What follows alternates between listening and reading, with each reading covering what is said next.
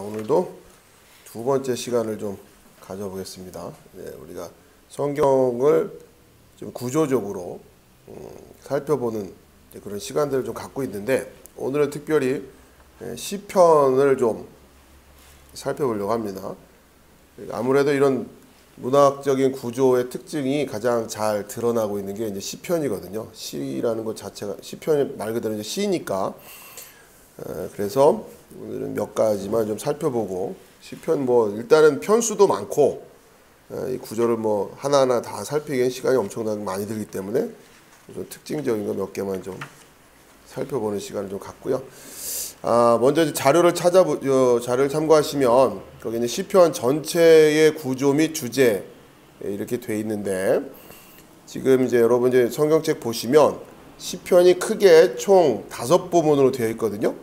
그래서 그 처음에 보죠. 시편 1편에서 41편, 이게 이제 하나의 부분을 나타내고, 그 다음에 42편에서 72편, 그 다음에 73편에서 89편.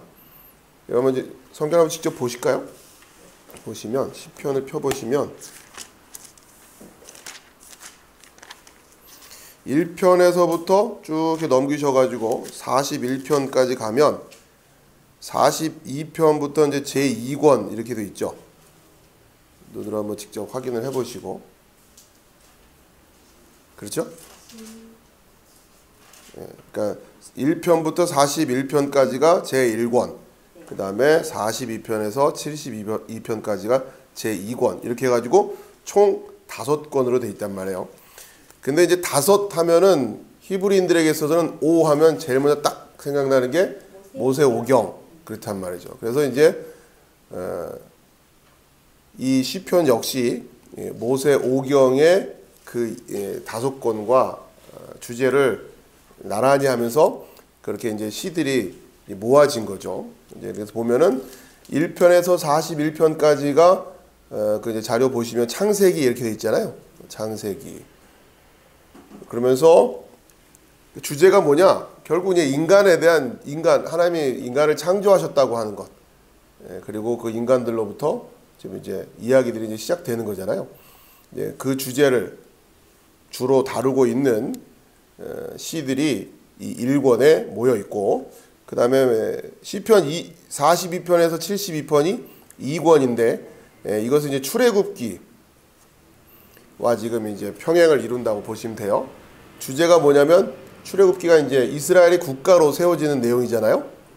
그러니까 시편 2권 역시 그러한 주제를 가지고 있다는 거죠. 그러니까 우리가 특별히 시편은 읽다 보면 뭔가 이게 딱 뭐랄까, 이게 손에 잘 잡히지가 않는 느낌이에요. 왜냐하면 비슷비슷한 것 같구만. 1편도 그 얘기 같고 2편도 그 얘기 같고 다 그냥 이렇게 내용들이 비슷비슷한 것처럼 느껴지기 때문에 오히려 그런데 이제 시편이 이런 구조로 되어 있다고 하는 것, 그리고 이 안에서도 굉장히 나름대로 이 구조를 가지고 있다고 하는 걸 여러분이 아시고 보시면 시편이 굉장히 재미있게 또 우리가 공부를 할 수 있는 그런 성경이라고 하시는 걸 알 수 있는데, 우선은 2권이 42편에서 72편에 이거는 이제 모세 오경의 출애굽기에 해당되는 거고, 주제적으로 봤을 때 이스라엘이 국가로 세워져 가는 과정을 그리고 있다. 그 다음에 73편에서 89편은 이제 순서상으로 레위기죠. 레위기. 특별히 이제 성전과 관련된 거, 성소, 제단, 이런 것과 관련된 주제들이에요. 그 다음에 90편에서 106편이 민수기에 해당되고, 이제 드디어 이제 국가로서 세워진 이스라엘이 다른 나라들과 이제 전쟁을 통해서 또 이런 관계를 맺어가는 그런 스토리가 민수기죠. 드디어 이스라엘과 이방 나라들이라고 하는 주제를 다루고 있다라고 보시면 되고요. 그 다음에 107편에서 150편이 신명기에 해당되고, 이것은 하나님과 말씀. 이거를 이제 여러분이 이 내용을 일단 아시고 다시 한번 좀 세부적으로 살펴보면, 시편, 그러니까 1권이요. 1편에서 41편에 해당되는 거. 시편 1편 1절에서부터 이제 시작이 되는데, 모든 축복은 결국 하나님에 대한 순종과 관련이 돼 있다. 라고 하는 것으로 이제 시편이 이제 웅장하게 시작되는 거죠. 복 있는 사람은 악인들의 꾀를 따르지 아니한다. 이렇게 시작되면서 그렇죠. 그러니까 결국 이 시편 1장 1절이 그 창세기 1장 28절 그 자료에 보시면 하나님께서 인간을 만드시고 복을 주시는 그 장면과 지금 매칭을 시키고 있단 말이에요. 자, 그러면서 그 순종을 통해 가지고 우리가 누리게 되는 축복이 하나님의 그 생명나무였는데 불순종으로 말미암아 쫓겨나게 되죠. 그러니까 지금 시편을 보면 구조적으로 시편 1편은 이 복의 축복에 대한 이야기를 하고 있고 시편 2편은 분위기가 또 확 바뀌어요. 불순종을 통해 가지고 에덴 동산에서 쫓겨난 것과 같은 그런 이야기를 그리고 있단 말이에요. 그리고 이것이 어떻게 회복될 것인가 라고 하는 것이 또 창세기에 그려져 있는데 그것이 여자의 후손의 사역을 통해 가지고 이것이 회복될 것이다 라고 예언되어 있죠. 자, 이런 것이 창세기를 구조적으로 같이 지금 가고 있는 시편 1권 1편에서부터 41편까지 이런 주제가 되어 있다라고 여러분께 보시면 되고, 그 다음에 이제 2권이 42편에서 72편인데 그 옆에 괄호에 아멘 아멘 써놓은 건 뭐냐면요, 41편 끝에 가보시면 이 1권이 끝나면서 아멘 아멘으로 끝나요. 그거를 이제 표시를 해드린 거예요. 1권이 끝나면서 41편 13절에 보면 이스라엘의 하나님 여호와를 영원부터 영원까지 송축할지로다 아멘 아멘 이렇게 끝나죠. 그 다음에 또 2권도 72편에서 끝나는데 여기도 마찬가지로 아멘 아멘 이렇게 끝난다는 거죠. 그건 이제 나중에 하나씩 확인해 보시면 되고, 일단은 시편을 전체 좀 큰 덩어리로 구조로 좀 우리가 살펴보자고 하는 거니까. 자, 그랬을 때 이제 42편에서 72편이 출애굽기에 해당되는 내용이라고 생각하시면 되는데, 이제 이스라엘을 국가로서 세우시는 그런 장면들과 연결되어 있다고 생각하시면 돼요, 주제가. 그러면서 이스라엘의 속박, 또 이스라엘의 구원자, 이스라엘의 구원, 이런 주제들이 이 부분에 이제 시로 많이 표현되어 있다고 돼 있다고 하는 거죠. 이스라엘이 애굽에서 종살이하던 내용들, 그다음에 이스라엘의 구원자로서 모세의 모습, 또 이스라엘 구원으로서 출애굽의 이런 이야기들이 지금 이 42편에서 72편 이 안에 주제를 가지고 있다는 거죠. 자, 그러면서 이스라엘의 부르짖음에서 시작돼요. 그러니까 42편을 가보면 40편 한번 가보시죠. 42편의 주제가 이스라엘이 부르짖는 내용이란 말이에요. 그러니까 하나님이여 사슴이 시냇물을 찾기에 갈급한 같이 내 영혼이 주를 찾기에 갈급하나이다. 이러면서 막 안타까운 그런 그 심정이 42편에 이렇게 그려지고 있단 말이에요. 자, 그러면서 이 42편이 끝나는 72편 쪽으로 가보면 한번 가보세요. 72편이 끝나면서 72편에는 어떤 내용이냐? 이 회복된 나라를 다스리는 이스라엘의 왕 다윗이죠. 다윗의 이야기로 지금 진행이 되면서 72편 20절이 이새의 아들 다윗의 기도가 끝나니라 이러고 이제 끝나죠. 그러니까 지금 72편에 있어서의 이 기도가 하나님이여 주의 판단력을 왕에게 주시고 주의 공의를 왕의 아들에게 주소서. 그가 주의 백성을 공의로 재판하여 주의 가난한 자를 정의로 재판하니. 여러분이 지금 이걸 이제 보시면, 자, 그래서 지금 이런 임금이 지금 세워져 있는 얘기예요. 그러니까 지금 이 이야기가 국가로서 이스라엘에 세워지는 그런 모습을 시편 42편에서 72편 안에 그리고 있다라고 하는 거죠. 그러면서 끝날 때 72편에 19절에 보면 아멘 아멘 이렇게 해서 끝나죠. 자, 그 다음에 시편 73편에서부터 89편까지가 레위기에 해당되는 그런 내용을 가지고 있어요. 레위기라고 하는 것은 말 그대로 이 성막에서 어떻게 제사를 지내며 뭐 이런 내용들을 지금 가지고 있는 거잖아요. 그러니까 특히 성전, 성소라고 하는 또 이러한 거룩과 관련된 그런 이야기들. 그러면서 특별히 우리에게 지금 그러니까 모세를 통해서 주어지신 그 성소가 하나님과는 어떤 관계를 가지고 있는 것인가, 또 그 성소가 우리 인간들과는 어떤 관계를 갖는 거죠. 그 성소에서 함께 예배하는 자들은 또 어떤 의미가 있는 것인가, 이런 주제들을 레위기가 지금 이야기하고 있단 말이에요. 그래서 그 회중 안에 들어올 수 있는 사람과 들어오지 못하는 사람과 이런 이제 구별되는 이야기들도 있고, 어떻게 정결해야 되는지 또 제사를 어떻게 지내는 건지 그런 내용들이 거기에 들어가 있죠.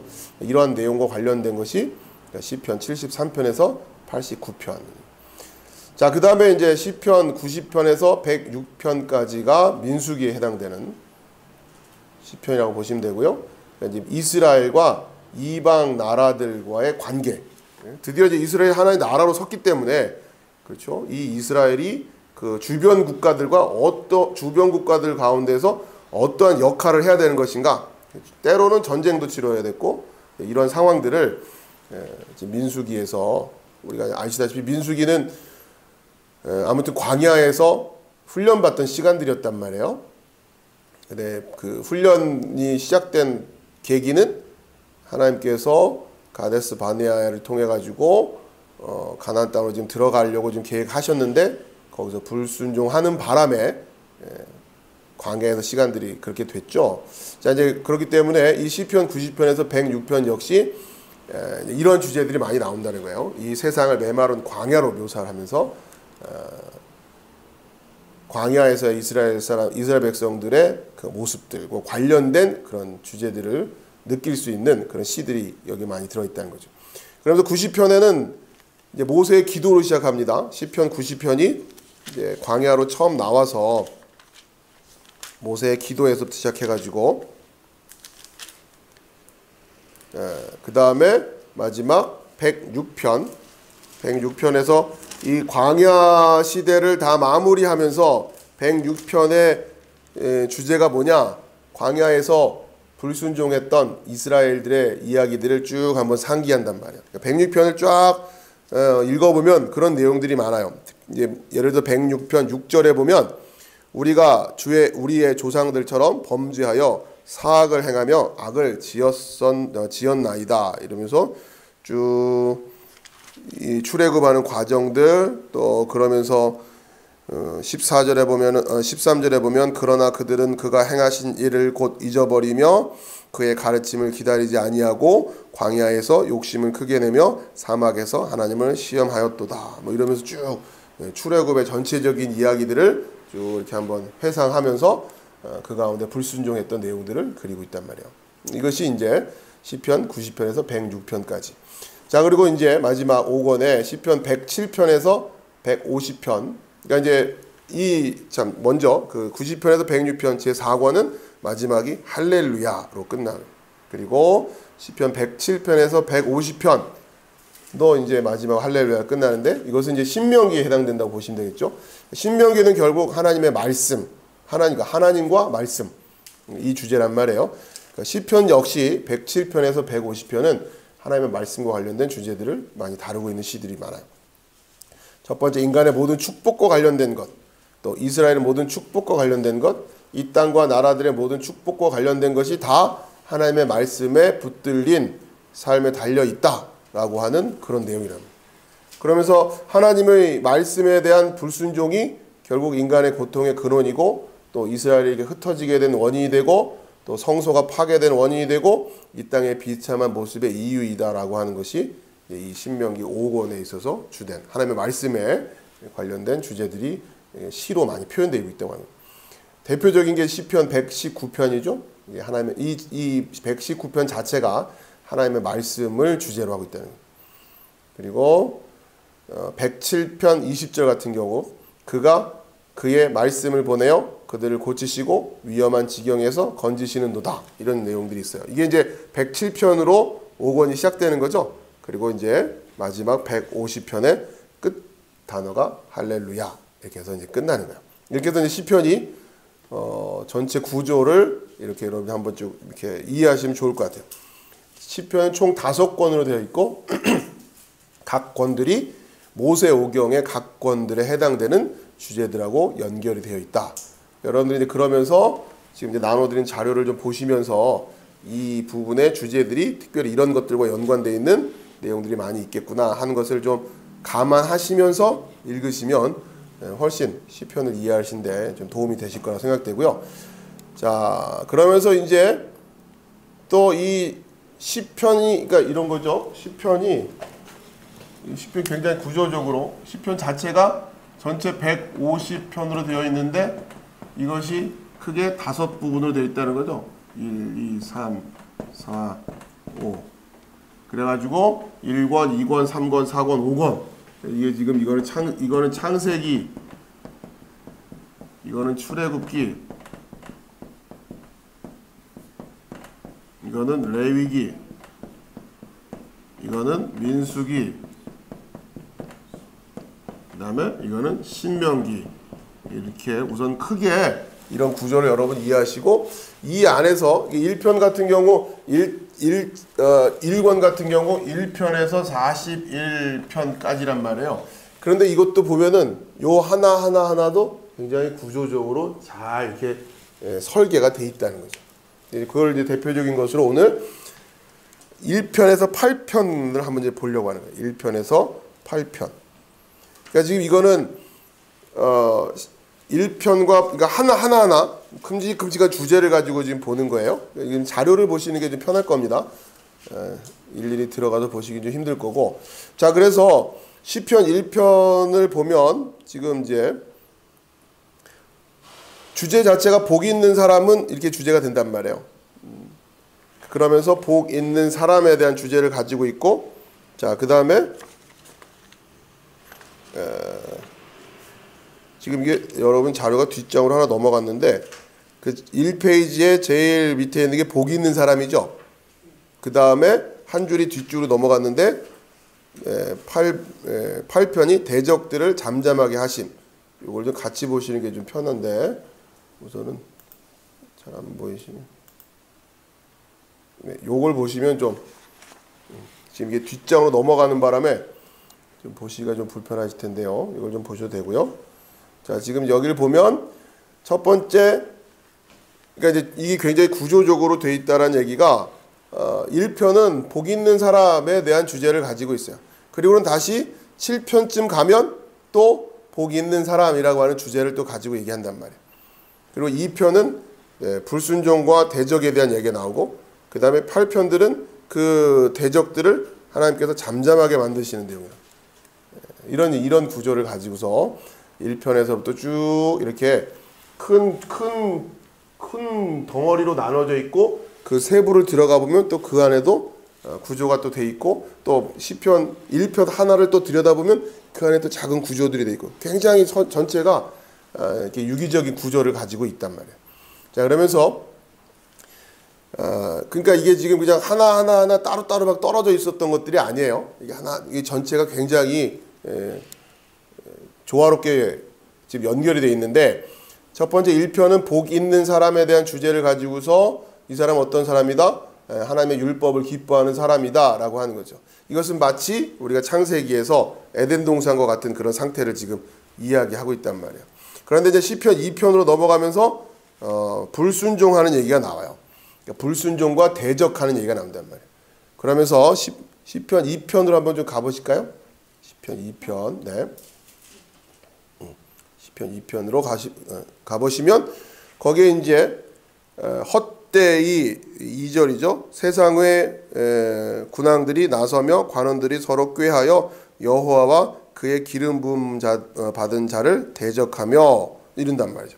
이게 여기서 서로 꾀하여라고 하는 것이 뭐와 지금 연결되어 있겠어요? 1편에서 악인들의 꾀를 따르지 아니하며, 근데 지금 어떻다고 하는가요? 이 세상이 지금 이러한 꾀들로 대적자들로 지금 굉장히 막 넘쳐나고 있고, 아차하면 까딱하면 그래서 여기에 지금 우리가 넘어지게 돼 있다라고 하는 거죠.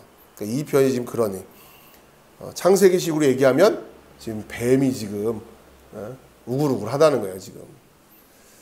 자, 그러면서 이게 이제 2편, 시편 2편이 이런 주제를 가지고 이야기를 합니다. 자, 그러면서 3편으로 넘어가면 거기 이제 자료를 보시면 이런 대적을 앞으로 넘기세요. 예, 거기가 아니고 예, 거기 보시면 C2번 되어 있는 거예요. 3편이 그러니까 지금 이런 상황이니까 이런 대적들을 생각하면서 이런 지금 대적들이 주변에 넘쳐나고 있단 말이에요. 그러면서 기도를 한다는 거죠. 그러면서 이게 지금 이제 그런데 이 기도의 상황은 아침이에요. 아침.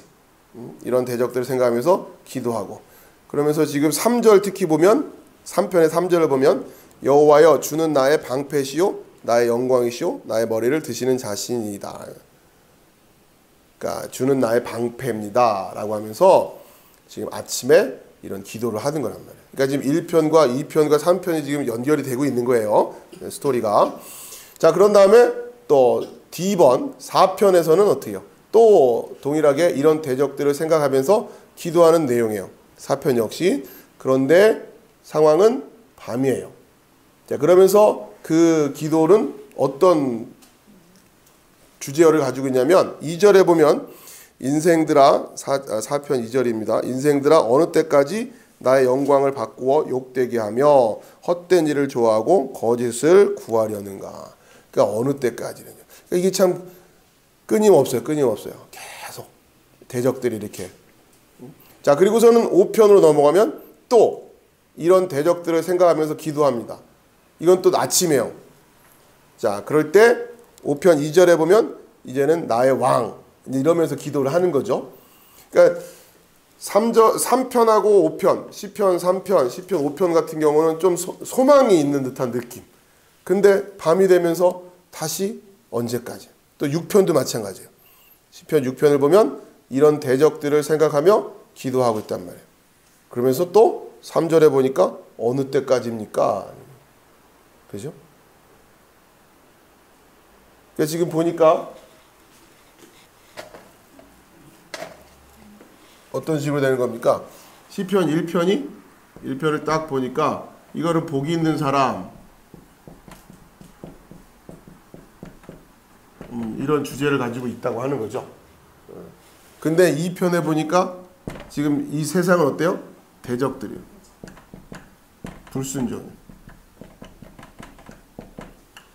이것을 이 상황을 깨닫고 있는 거예요. 우리가. 그러니까 하나님의 말씀대로 사는 게 복입니다. 순종하는 게 복입니다 하는데 세상이 그렇게 녹록하게 놔두질 않는다는 거잖아요. 그러니까 3편에서는 기도를 한단 말이에요. 그러니까 이런 상황을 지금 이해한 상태에서 2편에서 말하는 이 세상이 대적과 불순종으로 가득 차 있다라고 하는 것을 이해한 상태에서 기도하는 거예요. 이거는 이제 배경이 낮이라고 그랬죠. 낮이라고 하면서 그러면서 기도할 때 주는 나의 방패. 이 방패라는 이미지가 뭐겠어요? 그렇죠? 이 대적들과 불순종의 공격으로부터 나를 보호해 주는 분입니다. 라고. 자, 그리고는 4편으로 가면 또 기도해요. 뭐에 대해서? 이 대적들과 불순종에 대해서. 이번에는 밤이란 말이에요. 근데 이 밤의 기도는 조금 분위기가 어느 때까지입니까?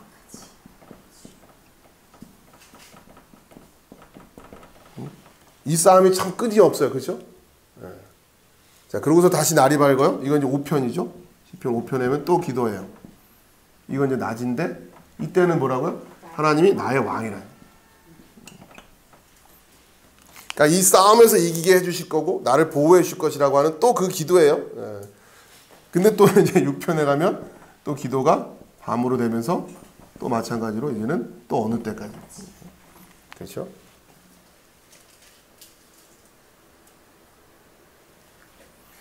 자, 이제 결국 이제 이렇게 쭉 이런 이야기를 하다 이 이야기가 진행되고 그 다음에 이제 저기 이제 7편에 다시 7편으로 가면서 복 있는 사람이 주제가 또 나와요. 자, 이 복 있는 사람은 그러니까 여기에 복 있는 사람은 어떤 느낌이냐면 여호와의 율법을 악인의 꾀를 따르지 아니하고 죄인들의 길에 서지 아니하고 오만한 자를 자르지 아니하고 오직 여호와의 율법을 즐거워하여 그 율법을 주야로 묵상하는 자로다. 그렇죠? 그렇게 되는 복 있는 사람이었었고 7절에서 복 있는 사람 어떠한 사람을 지금 복 있는 사람으로 이야기를 하고 있냐면 하나님의 보호하심에 대한 신뢰란 말이에요. 신뢰. 이런 주제예요. 지금 보면은. 그러니까 지금 이게 자 이거는 이제 어떻게 보면 이 시편 1편은 일종의 이제 헌법과 같은 그런 거죠. 이런 게 복이다. 하나님의 말씀 순종하고 주야로 묵상하는 복이다. 그런데 지금 세상은 우리에게 대적이 너무나 많단 말이죠. 그러니까 기도하는 거예요. 낮이나 밤이나. 어떨 때는 하나님이 나에게 방패가 되고 그러니까 낮에는 하나님이 나에게 방패가 되고 나의 왕이 되실 것 같은. 밤이 되면 또 이 싸움이 또 언제나 끝날까? 이걸 언제까지나 또 이렇게 좀 그렇게 되다가 또 7절에 와서, 그러니까 7편에 와서 복이 있는 사람이 주제가 다시 한번 나오는데, 이 주제는 이제 뭐다? 신뢰라고 하는, 하나님 나를 끝까지 보호하실 것이다 라고 하는 것에 대한 신뢰.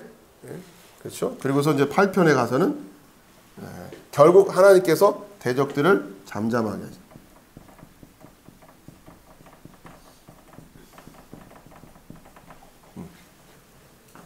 그게 8편의 이야기. 그게 8편으로 가보면요. 8편의 2절이죠. 주의 대적으로 말미암아 어린아이들과 젖먹이들의 입으로 권능을 세우시며 이는 원수들과 보복자들을 잠잠하게 하려 하심이니라. 자, 그러면서 이제 하나님께서 대적들을 잠잠하게 하시고, 그리고서는 3절 이하에 보면 주의 손가락으로 만드신 주의 하늘과 주께서 베풀어 두신 달과 별들을 내가 보니, 4절에 사람이 무엇이기에 주께서 그를 생각하시며 인자가 무엇이기에 주께서 그를 돌보시나이까.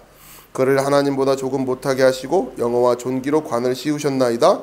주의 손으로 만드신 것을 다스리게 하시고 만물을 그의 발 아래 두셨으니 하면서 다시 하나님께서 창세기 1장 28절에서 너희가 생육하고 번성하고 충만하고 이 축복, 그게 다시 회복되는 그 이야기죠. 그렇죠?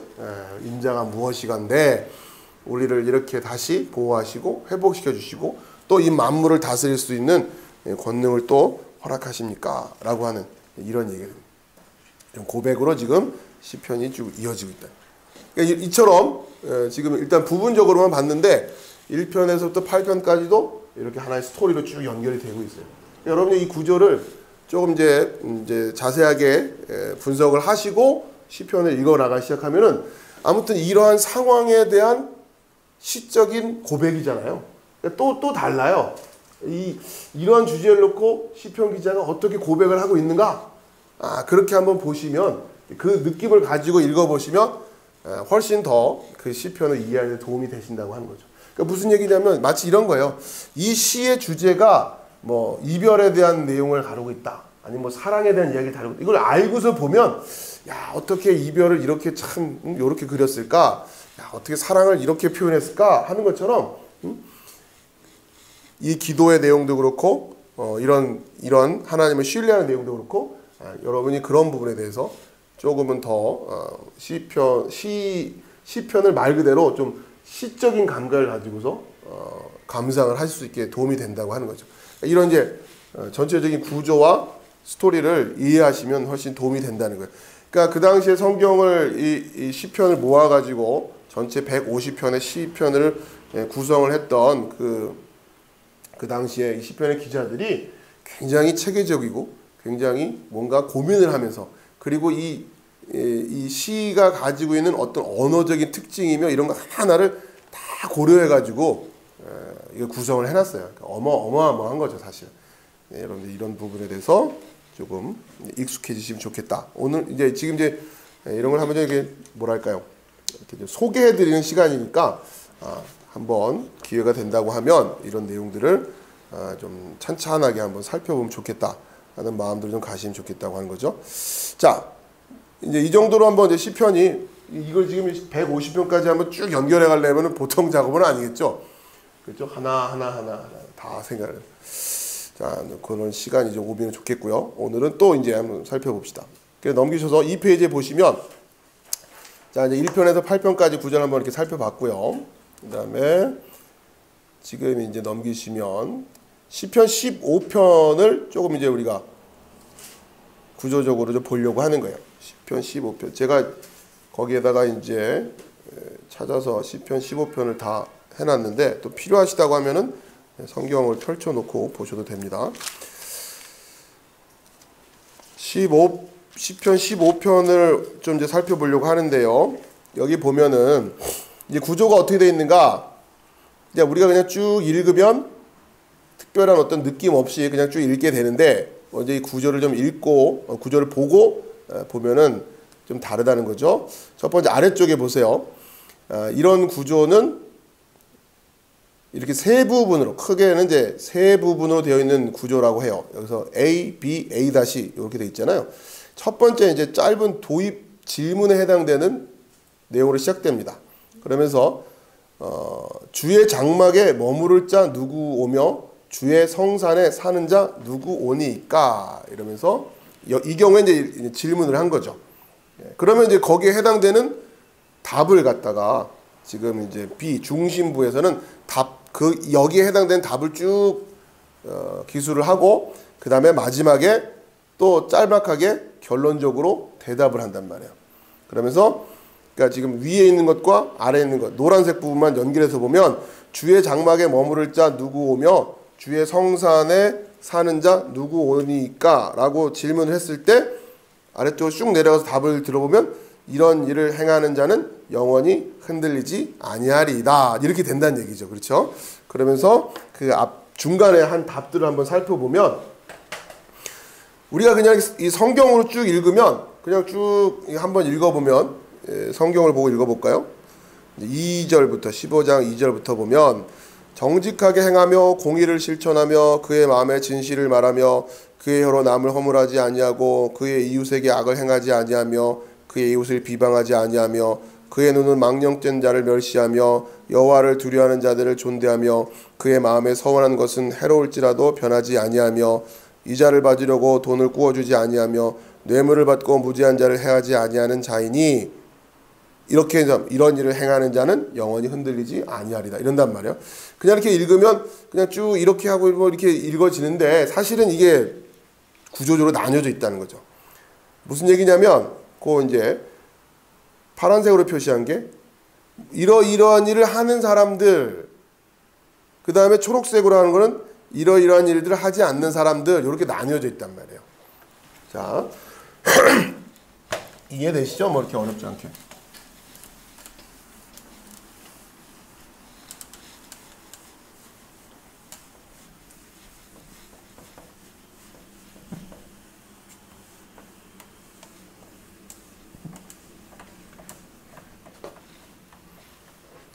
이게 보면은 질문을 했단 말이에요. 시편 15편의 첫 번째 짧은 도입 질문을 했어요.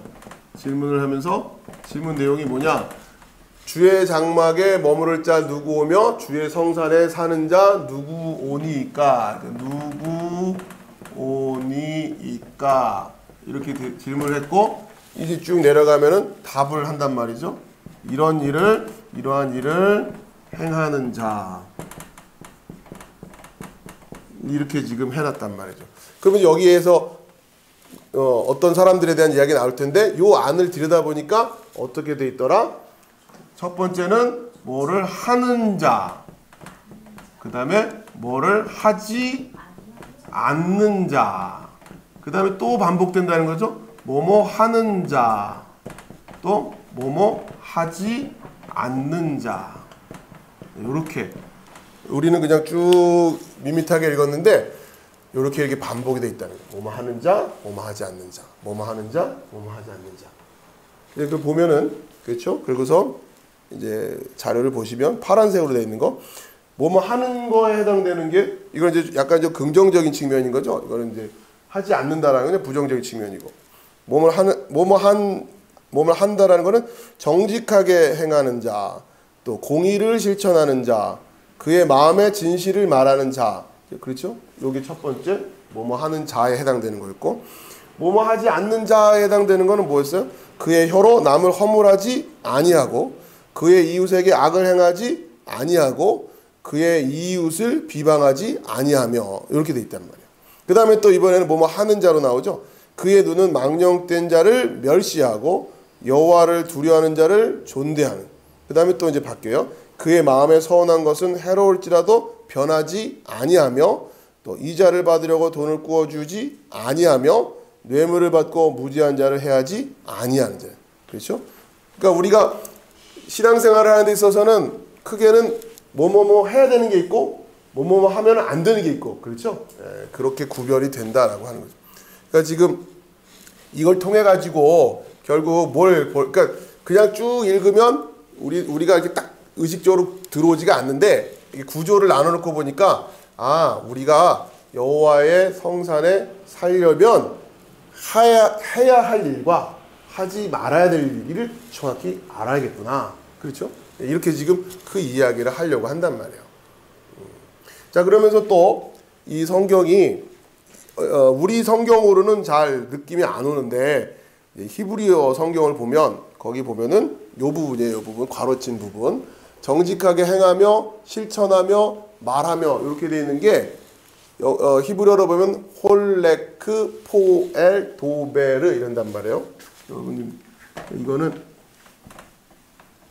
여기서 뭐뭐 하는 자 했을 때 홀레크 그 다음에 포엘 그 다음에 도베르 이렇게 돼 있어요. 이게 뭐냐? 가만히 보면 오에 모음이 이렇게 되죠. 그죠? 이해되세요? 네. 홀레 하니까 오에 모음만 보면 여기가 이렇게 오에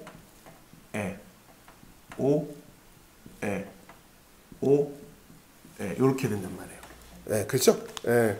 그러니까 이게 지금 히브리어 동사의 특별한 형태를 쓰는 거예요, 지금. 똑같이 패턴으로 가는 거예요.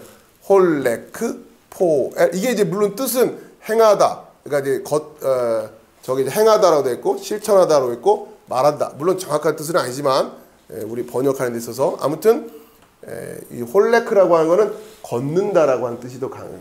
홀레크. 포엘은 일반적으로 그냥 한다라고 해요. 도베르라고 하는 말하다 할 때.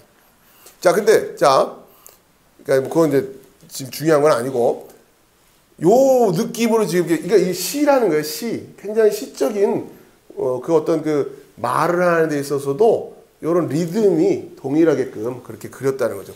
홀레크 포엘 도베르. 자, 그러면 또 뭐뭐 하지 않는 자는 또 어떻게 해놨나 보니까 여기죠. 허물하지 아니하고 악을 행하지 아니하고 이웃을 비방하지 아니한다. 그러니까 이럴 때 허물하다, 행하다, 비방하다에 해당되는 동사가 라갈, 아사, 나사. 자, 보세요. 이거를 라갈, 그 다음에 아사, 나사 이렇게 된다. 이건 또 모음이 뭐예요? 이렇게 되죠. 라갈, 아사, 나사. 홀렉, 포엘, 도벨, 라갈, 아사, 나사. 이렇게 된다. 자, 이런 식으로 이게 이제 시이기 때문에 이러한 또 뭔가 이 라임을 맞춰주는 거죠. 그러니까 우리가 이런 거를 이러한 어떤 그 원어가 주는 아름다움까지 느끼려면 좀 훈련을 해야겠지만 아무튼 여러분들에게 가능하다면 이런 걸 좀 들여다보자고 하는 겁니다. 자, 그 다음에 5절에 해당되는 이자를 받으려고 돈을 구워주지 아니하며 뇌물을 받고 무지한 자를 행하지 아니하는 자니 이런 일을 행하는 자는 영원히 흔들리지 아니하리이다. 이렇게 돼 있단 말이에요. 그렇죠? 이런 일을 행하는 자는 영원히, 그러니까 이게 지금 답이죠. 이런 일을 행하는 자는, 그러면서 이러한 일을 행하는 자는 질문을 했을 때 우리가 뭐로 주의 성산에 사는 자 누구 오니까 했는데 거기에 대한 답을 이렇게 하는 자는 영원히 흔들리지 않는다 했단 말이에요. 여기 지금 흔들리지에 해당되는 게 여러분 자료를 보시고요. 흔들리지 않는다 했단 말이에요. 이 흔들리지에 해당되는 히브리어가 이렇게 썼어요. 이걸 발음을 무트 이렇게 한단 말이에요. 무트. 자, 그런데 재밌는 거는 비슷한데 요렇게 쓰면 요것도 발음을 무트라고 해요. 요것도 발음은 무트고 요것도 발음은 무트예요. 근데 지금 저기에서는 요걸 썼어요. 요걸.